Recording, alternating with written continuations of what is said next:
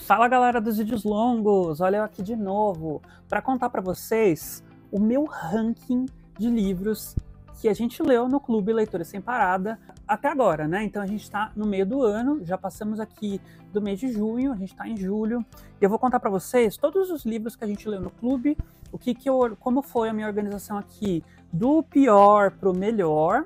Então, se você não conhece o Leitores Sem Parada ainda, o Leitores Sem Parada vai estar aqui o arroba, é o meu clube do livro aqui em São Paulo. A gente tem um clube de leitura presencial, onde a gente tem um grupinho no WhatsApp, qualquer um pode entrar, então inclusive se você for de outra cidade, você pode entrar, a gente comenta a leitura por lá e tudo mais, e no final do mês a gente faz um encontro presencial, a gente tomar um cafezinho, pra gente bater um papo e conversar um pouquinho sobre o livro do mês. Se você não for de São Paulo, você pode mandar a sua opinião ali no grupo, você não vai estar com a gente para tomar um café gostosinho, mas você pode participar da leitura junto com a gente. E quem é de São Paulo tem esse momento extra ali onde a gente conversa, se encontra, bate um papo, toma um café e fala um pouco mais sobre as leituras.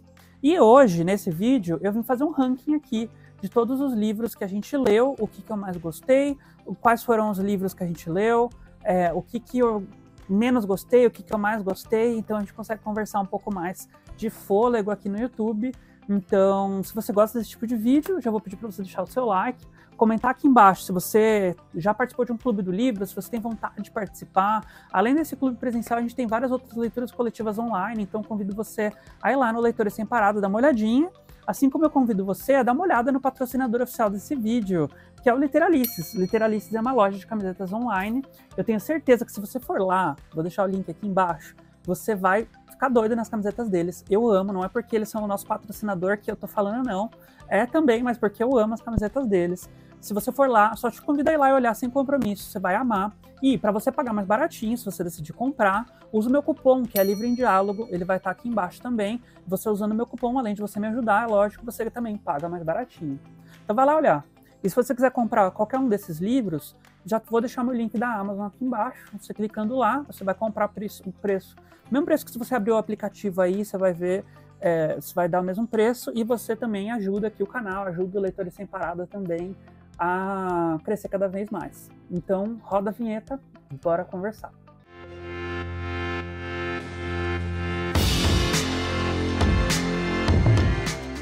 Então, começando falando nesse vídeo que no Leitores Sem Parada, a gente já leu esse ano. A gente está fazendo leitura coletiva de Nárnia, então a gente já leu 5 livros da série de Nárnia, e faltam apenas 2 para a gente terminar. A gente já fez leitura coletiva também de Amanhecer na Colheita, a gente já fez leitura coletiva de Rafael Montes, né, o livro Uma Família Feliz, eu acho. A gente já leu A Roda do Tempo também lá no Leitura Sem Parada. A gente lê um monte de coisa no grupo. A gente faz leituras coletivas, né, onde a gente lê junto. E aí essas leituras coletivas pode ser tanto quem é de São Paulo quanto quem é de fora de São Paulo, não tem problema. A gente lê e discute tudo online. E a gente tem o Clube de São Paulo, que eu falei, como a gente se encontra pessoalmente. E eu vou falar um pouquinho aqui sobre os livros que a gente leu no Clube de São Paulo. No Clube de São Paulo, a gente escolhe um livro por mês, a gente vota lá no clube, no grupo do WhatsApp, a gente vota juntos para escolher o que a gente vai ler, e a gente procura escolher livros mais curtos. Então vocês vão ver aqui que a gente leu um livro só que foi muito maior do que a gente costuma ler, e acabou não sendo tão bom assim, porque a gente tem outras leituras, a gente tem a vida, né? Todo mundo tem seus compromissos, a ideia é que não seja uma coisa a mais da nossa vida, que seja fluido, que seja fácil, que a gente consiga encaixar na nossa rotina, né? Então tem isso também. Então, chega de enrolação, vamos para essa lista. 6º lugar, o pior livro, não é pior, que eu gostei, tá? Deu nota 4, então tipo, pior, nota 4. É A Vida Invisível de Ed La Rue. Esse aqui foi o que eu falei, que ele tem mais de 500 páginas, esse livro. Tem 499, 500 páginas. Esse foi um livro muito grande, porque a gente escolheu ler esse livro em fevereiro, que é um mês curto, né? Então a gente escolheu ler esse livro que é um pouco maior nesse mês, e acabou sendo um livro que foi mais arrastado. Eu acho particularmente que esse livro poderia ter tido umas 100 páginas a menos, sabe? Então eu vou começar contando sobre A Vida Invisível de Ed La Rue. Aqui a gente vai ter a história da Ed, que ela é uma garota que ela fez um pacto com um anjo, um demônio, porque ela estava prestes a se casar, um casamento arranjado pela família dela, lá na época dos anos 1700 e pouco, e ela vai como ela faz esse pacto, ela pede liberdade, ela pede que ela consiga deixar a marca dela no mundo, que ela não quer essa vida de casamento arranjado, ela quer ser uma mulher livre. E como a gente sabe que esses pactos nem sempre dão certo, o demônio vai falar para ela, beleza, vou conceder para você o seu desejo. Só que ela vai viver uma vida onde ela é invisível. Lógico, as pessoas conseguem ver ela, só que a partir do momento que as pessoas viram as costas, eles já esquecem dela. Ela passa a se tornar invisível. Então, a gente tá aqui conversando. Oi, Ed, tudo bem? Beleza? Conversa, né? Eu fui embora. Quando eu encontrar a Ed de novo, eu não lembro mais dela. E ela vai viver uma vida onde as pessoas não lembram mais dela, não consegue ter um amor, ela não consegue ter filhos, ela não consegue ter a vida que ela gostaria de ter, porque, primeiro, ela é imortal, e segundo, ela é invisível. As pessoas não lembram dela.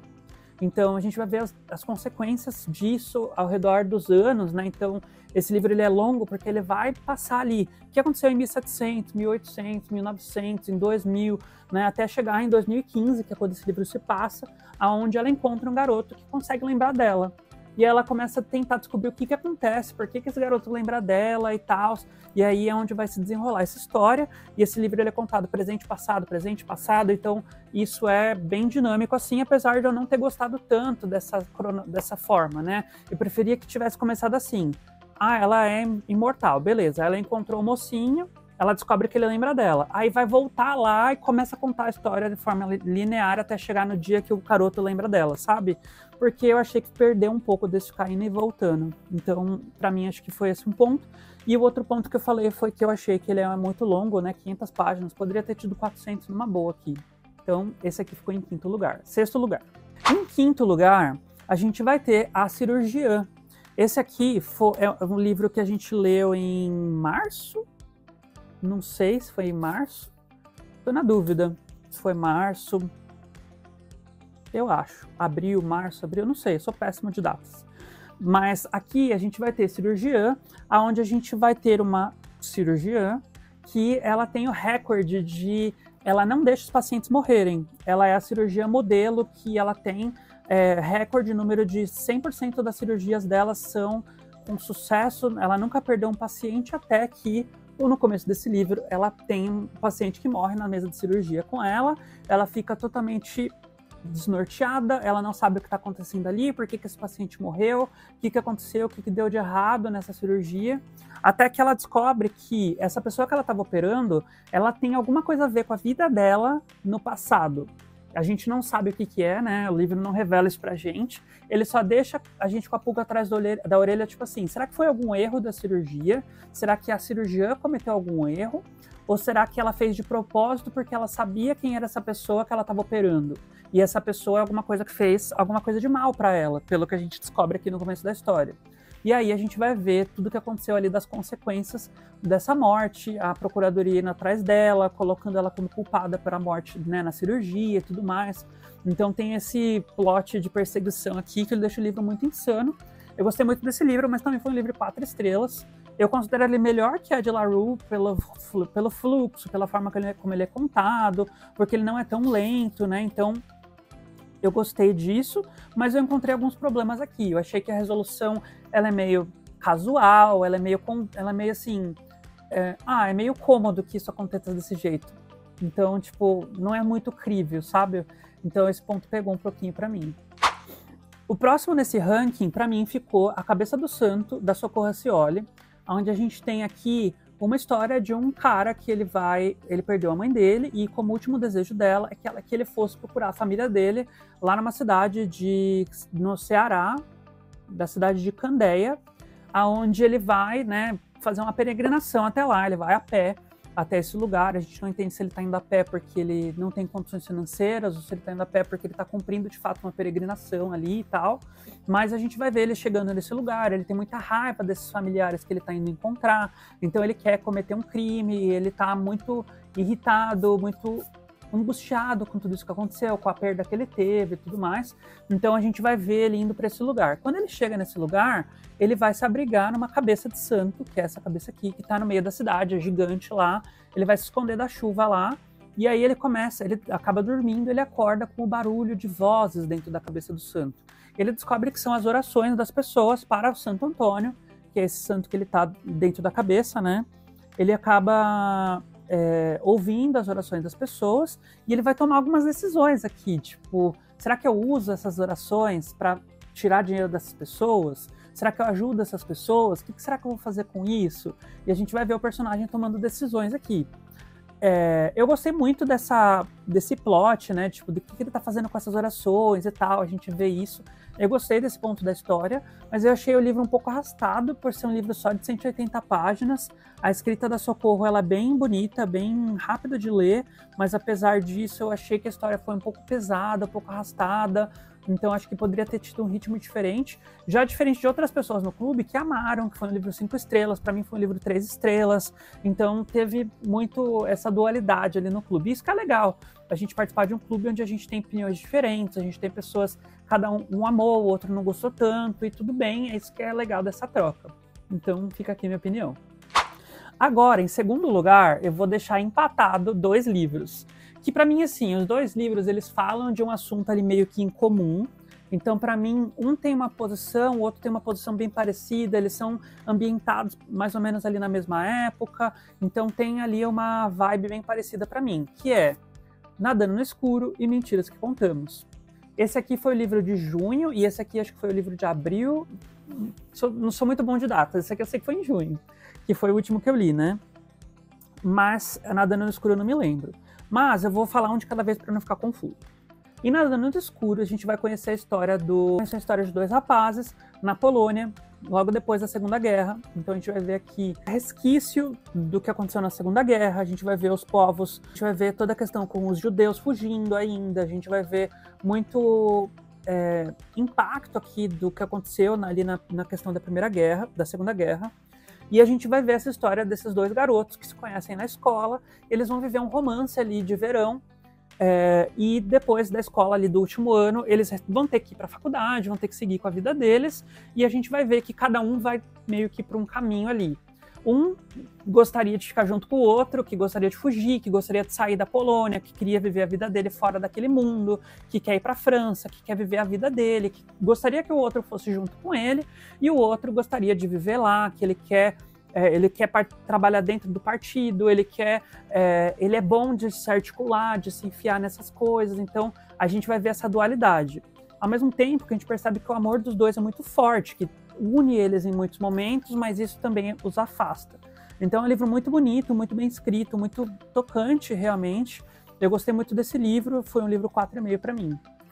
E em Mentiras que Contamos, a gente vai conhecer a história do Philip e do Tomás, que também são 2 jovens nos anos 80, nesse caso aqui em Paris, aonde a gente vai ver 2 jovens que, na verdade não é em Paris, né, é na França, não sei em que cidade se passa, mas a gente vai ver esses 2 jovens também vivendo um amor ali que para eles vai ser impossível, eles não ficam juntos, só pela capa a gente já vê que é um livro triste, que, né, como eu falei, o plot é bem parecido dos 2, a gente vai ver que é uma história triste, que não tem um final feliz, aonde a gente vai ver esses 2 jovens se descobrindo, se apaixonando, ficando juntos, e até que eles vão ter que se separar, porque um ali não vai ter coragem de se assumir para a família, não vai ter coragem de viver o amor e tal. Então a gente vai ver essa separação dolorida, com muitas mágoas e tudo mais, e como isso reflete a vida deles também muitos anos depois. Diferente de Nadando no Escuro, que acaba ali depois de um tempo, a gente vai ver Mentiras que Contamos 20 anos, 30 anos depois,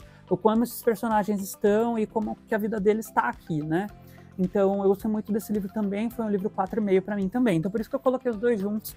Eu achei que a vibe dos livros é bem parecida, eu achei que esse tom é bem triste, bem parecido também. Então os 2 tiveram a mesma nota para mim, 4,5 cada um. E agora, o primeiro lugar para mim, eu também fiquei surpresa quando eu fiz essa lista, é que em primeiro lugar para mim ficou um livro que a gente leu no mês de janeiro, que foi Impostora. E Impostora, a gente vai conhecer a June, que ela é a melhor amiga da Athena, que é uma escritora famosa, e a June não é uma escritora famosa. Ela tenta ser uma escritora, mas tudo que ela faz meio que flopa. A June vai para casa da Athena, né, junto com... Elas vão tomar um drink lá na casa delas e tal. E a Athena tem um problema e morre na frente da June. E a June, né, fica desesperada, chama a polícia e tal, e ela vê na mesa da Athena o novo manuscrito do livro que ela não lançou ainda. E ela pega o livro, leva para casa dela debaixo do braço E ela começa a ler o livro e ela fala, como que isso não foi publicado? E ela começa a se apoderar da história da outra e ela vai reescrevendo a história, mudando coisas e tudo mais. E ela decide publicar o livro como se o livro fosse dela. Isso não é spoiler, tá, gente? Está na sinopse do livro. Ela vai publicar o livro como se o livro fosse dela. Só que é um livro que fala sobre representatividade sino-americana, ele vai falar, né, um livro sobre como que eram os povos asiáticos na Segunda Guerra. Então tem muito plot ali onde ela não tem lugar de fala para falar sobre esse tipo de assunto. Então esse livro ele vai abordar muito sobre esse momento que a gente vive, inclusive no nosso mundo real. Ele vai falar sobre a cultura do cancelamento, sobre como as pessoas abordam esse tipo de assunto na internet, ou como a gente vê a protagonista negando tudo isso e falando que o livro é dela e tal, e a perseguição que ela vai ter com ela mesma, o quanto isso acaba se tornando um thriller psicológico dela se virando com tudo isso que está acontecendo ali. Então, eu gostei muito dessa história. Quando eu li, eu não gostei tanto porque o final não é muito bom. Para mim, esse aqui foi um livro 4 estrelas, menos que esses aqui, por exemplo. Mas quando eu olho para o ranking, eu imagino que para mim, esse aqui ficou em primeiro lugar por toda essa discussão que esse livro traz. Então, foi uma surpresa para mim também. Então é isso, gente. Esse aqui foram os nossos livros que a gente leu no primeiro semestre de 2025. Agora a gente vai para o segundo semestre, já temos livros escolhidos para ler. Então agora em julho, por exemplo, a gente vai ler Pen Pal. Eu também não gostei muito dessa escolha, mas a galera escolheu, vou ler junto com a galera pela zoeira e tal. Não é o tipo de livro que eu leio, mas vou ler e vamos discutir juntos. E a gente escolhe juntos os livros, vamos conversando, a gente vai ter momentos muito agradáveis. Vem participar do nosso Clube do Livro também. Se você gostou desse vídeo, já deixa o seu like, comenta aqui embaixo. Se você já leu algum desses, se você já participou de um Clube do Livro, se você participa de algum livro na sua cidade também, leva lá sugestões desses aqui também. Vem participar do Leitores Sem Parada, nem que seja online, @Leitores Sem Parada, vai lá participar. Comenta aqui embaixo se você já leu algum desses. Aqui devem estar aparecendo outros vídeos para você. Clica aqui, por favor, preciso da sua ajuda para bater a meta das 4.000 horas assistidas. Vai lá, conto muito com você. Até o próximo vídeo. Tchau!